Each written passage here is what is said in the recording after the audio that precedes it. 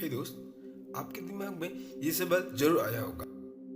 आप ही क्यों अपने काम पे फोकस नहीं कर पाते? आपका माइंड क्यों हमेशा डिस्ट्रैक्ट होता रहता है? आप कुछ काम शुरुआत करते हो तो पहले पहले आप उस काम पे बहुत इंटरेस्ट और फोकस के साथ काम करते हो, लेकिन टाइम चलते उसमें से आपका फोकस और इंटरेस्ट खत्म हो जाता है।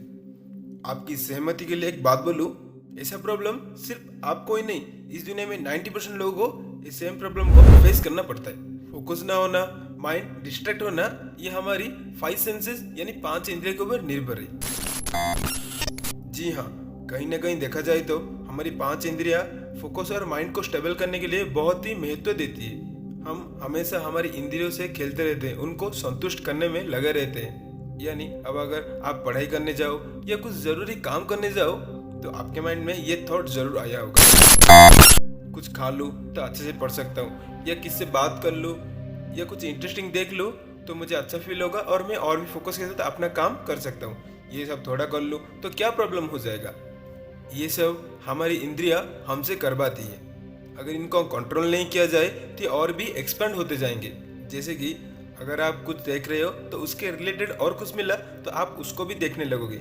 ऐसा करते करते आपका टाइम वेस्ट होता रहेगा, लेकिन आपका कभी इंटरेस्ट खत्म नहीं होगा और वो आपका हैबिट भी बन जाएगा। आगे जाकर आपको टाइम के अकॉर्डिंग प्लेजर और फन नहीं मिला तो आप इरिटेट हो जाओगे और आपका माइंड डिस्ट्रैक्ट होता रहेगा। आप किसी भी काम पे फोकस नहीं कर पाओगे।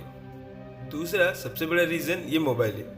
सब कुछ अच्छा चल रहा होता है, आप अपने काम पे फोकस कर रहे होते हो, लेकिन कहीं से एक मैसेज या सोशल मीडिया का नोटिफिकेशन आता है, आपका माइंड तुरंत ही उसके ऊपर अट्रैक्टिव हो जाता है। आप चैट करते करते या सोशल मीडिया स्क्रॉल करते करते आप कब अपने काम से डिस्ट्रैक्ट हो जाते हो आपको मालूम नहीं चलता। ये सब आपको कुछ काम का नहीं है, लेकिन फिर भी आप उसको यूज़ करते रहते हो क्योंकि उससे आपको प्लेजर और फन मिलता है। पहले के ज़माने में राजा महाराजा अपने सभा में नृत्य करवा कर आनंद उठाते थे, उनसे उनको प्लेजर मिलता था। लेकिन आज के ज़माने में मोबाइल में ही सब कुछ मिल जाता है, आप छोटी सी स्क्रीन पे पूरी दुनिया देख सकते हो। इसके लिए ही हम बिना जेल जाए भी एक कैदी की तरह एक जगह में पड़े रहते हैं। पहले किसी को संदेश भेजने के लिए चिट्ठी लिखना पड़ता था और उस चिट्ठी को उसके पास पहुंचने के लिए 2 से 3 दिन का वक्त लगता था, लेकिन अभी 2 से 3 सेकंड में एक मैसेज पहुंच जाता है। मोबाइल को आपकी ज़रूरत और टाइम को बचाने के लिए बनाया गया था, लेकिन आप उसमें एडिक्ट हो चुके हो। सोते समय या उठने के तुरंत ही आपका मोबाइल आपके पास रहना ही चाहिए। इतना ही नहीं, आप बाथरूम जाते टाइम भी मोबाइल साथ में ही लेके जाते हो। कभी ये सोचा है आधा घंटा भी आप मोबाइल छोड़ के रह सकते हो? ऐसा कभी नहीं हो सकता, क्योंकि ये सब आपको इंद्रियां आपसे करवाती है। अगर इंद्रियों को कंट्रोल करना है तो मेडिटेशन करना शुरू कर दो, और मोबाइल एडिक्शन से दूर होना है तो सोने से आधा घंटा पहले और उठने के आधे घंटे के बाद मोबाइल यूज़ करो, और मोबाइल तभी यूज़ करो जब उसकी बहुत ज़रूरत हो, और बाकी टाइम आप खुद के डेवलपमेंट में लगा दो।